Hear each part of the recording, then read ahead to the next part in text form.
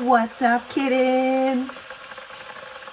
I'm listening to this new song. It's Chris Lake Radio, and it's called I'm Solo. And it's like talking about being on the dance floor solo. Oh, that's my, hold on. I did just decide to start recording, and I forgot that I had my hot water kettle going. Whoops. Anyways, I am back with another coconut yogurt review. This one here, this one's good. I like it. And honestly, I think that this might be recyclable. I have to look. It's not plastic. It's a plastic neutral. I am curious. I've been thinking a lot about materials and different ways to recycle and repurpose. So anyways, I have already licked the top of this, to be honest. However, for Food Network effect, I'll try it. Rachel Ray, $40 a day. Yeah, this is the unsweetened one. I think this is creamier, actually, than the Harmless Harvest. Yeah, Harmless Harvest. This, oh, I like this one because it had cassava root. It's organic coconuts, spring water, organic cassava root, and then vegan probiotic cultures. I mean, this seems Whole Foods. Sometimes this goes on sale too. So anyways, this is the base of today's parfait bowl, which I don't know about y'all. I feel like I was programmed into the parfait world early on at, the early 2010s. They were a trip, right? Even like the late 2000s, like 2000, the 2000s, reflection time.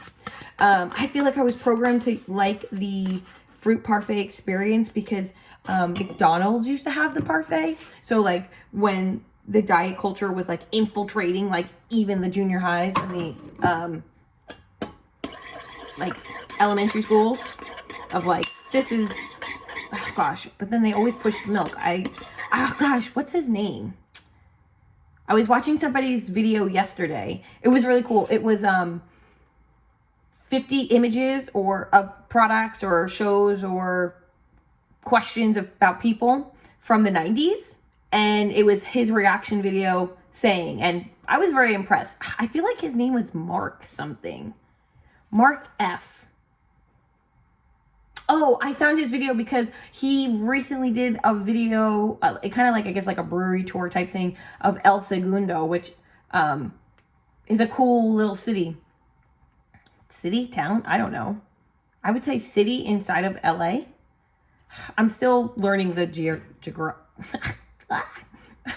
giraffe and geography just tried to come out of my mouth at the same time. I'm still learning like how the towns or cities or municipalities are in LA County. It's a work in progress. Anyways, I'm going to keep talking and cutting this. So I have an apple. I think this is a pink lady. I'm not sure. I didn't ask the farmer today at the farmer's market what it was. I kind of just was like, last time the apples in the bin that I picked from, they were good. I'm going to do half an apple today because I also have a banana. I was at Trader Joe's today. I stocked up. This is the thing. This is my accountability video. I really like the, and this is a personal preference. Like, I'm not necessarily sharing this to say like, this has something to do with any real health concern. It's just, I'm trying to eat items that have less additives, even if the additives aren't, even if it is just salt or just some sort of like herbal powder. Banana. Oh my gosh. Wait.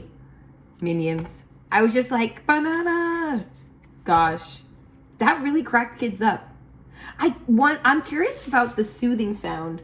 This is just like a random thing that's coming into my mind because I remember when my little brother, when he was little, he would just start having like, he would be having like, I don't know if we would call it, I don't know if in today's terms it would necessarily be called a tantrum.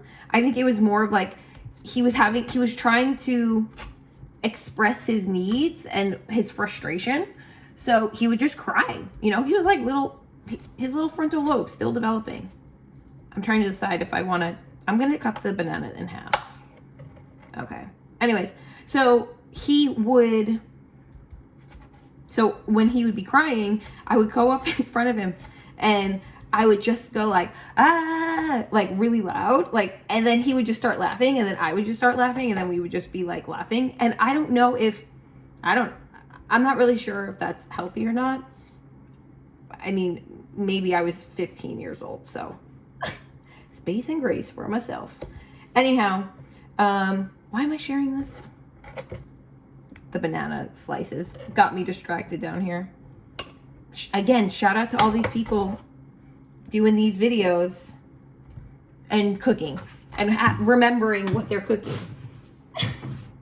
All I'm doing is making a parfait. Oh, and I was talking about, so I was kind of programmed to like parfaits with McDonald's with the granola and all that. And it took me a very long time to realize that both the granola and the dairy were upsetting to my bodysuit.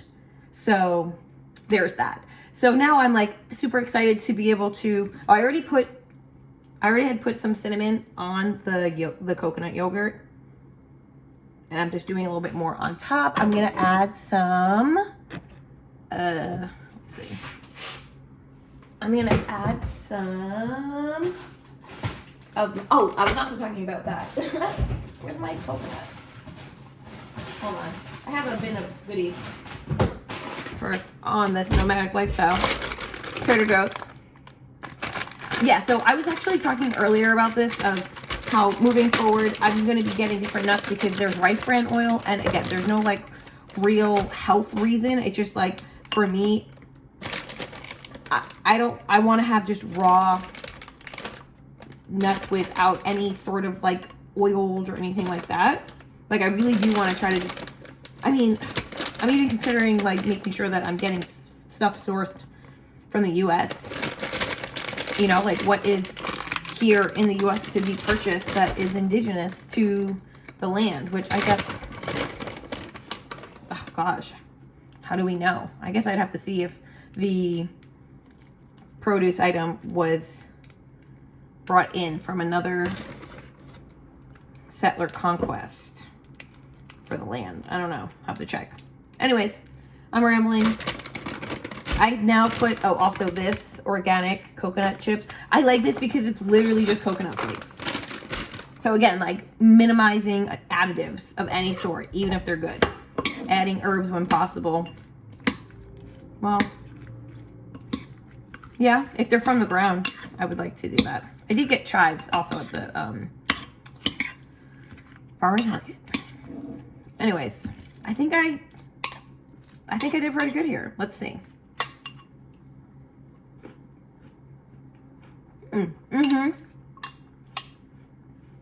Chef's kiss to me. This was really good. I have not added bananas in a really long time, so this is really good.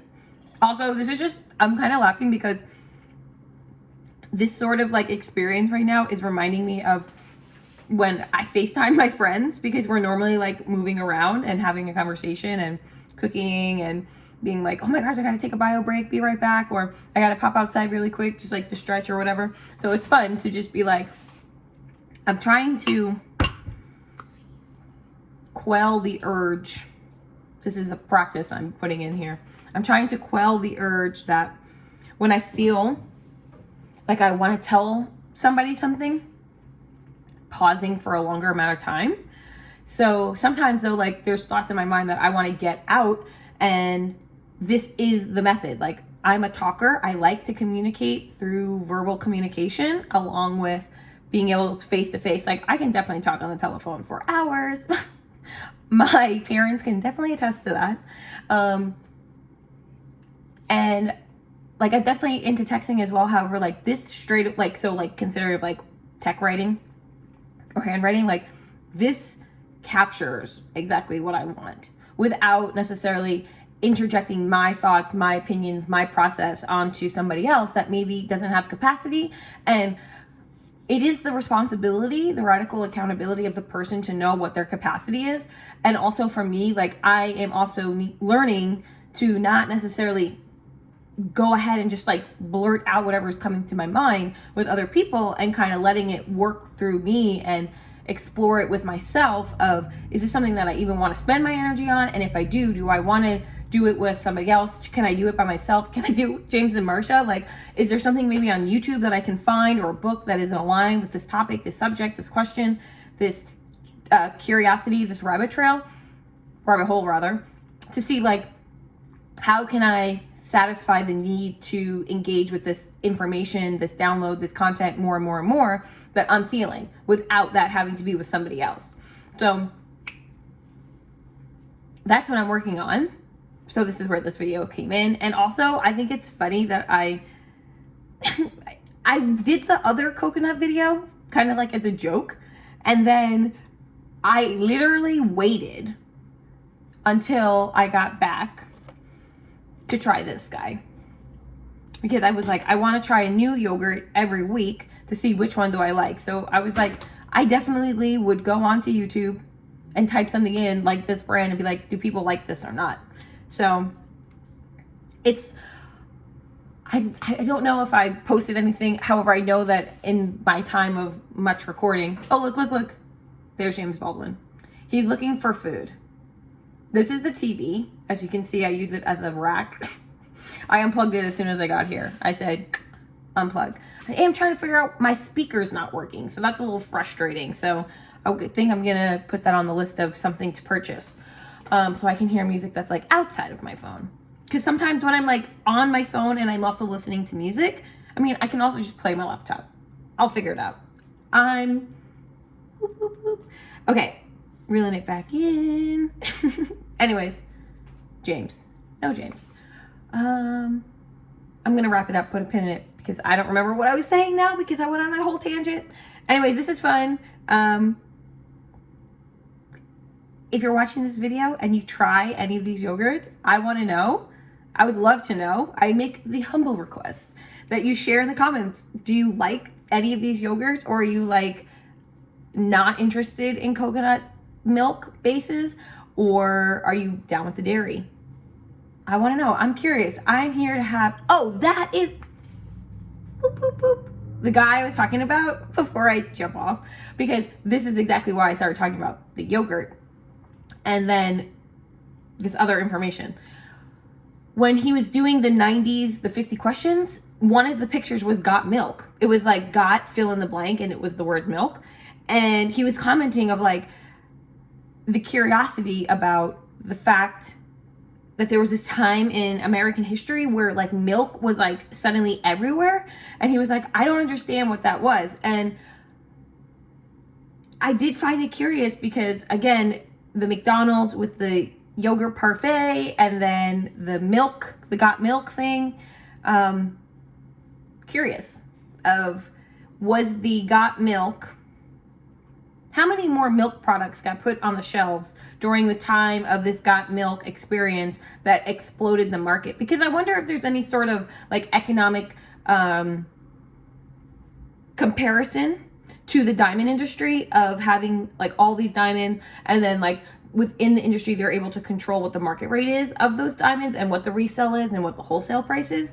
So I'm wondering if something similar happens in the dairy, because we also, within big agriculture just in general, like there's a lot of subsidies that farmers actually get to not produce items. So with that experience, what ends up happening is that people are getting paid not to farm or not to do whatever. So is that, I don't know if that goes for milk. I just know that for like soy and corn and stuff. So I guess at the end of the day, my question is, does big ag economically resemble the diamond industry? And what other industries, in addition to the diamond industry, utilize the internal industry levers to determine how much their product costs, rather than it necessarily being of the demand of the consumer, because perhaps inventory is very high, or is inventory being artificially kept low, or is inventory not even being considered about? So, you know, just something to consider. consider. Have a great day, have a great night, have a great morning, wherever you are in the world. I know that I'm going to enjoy.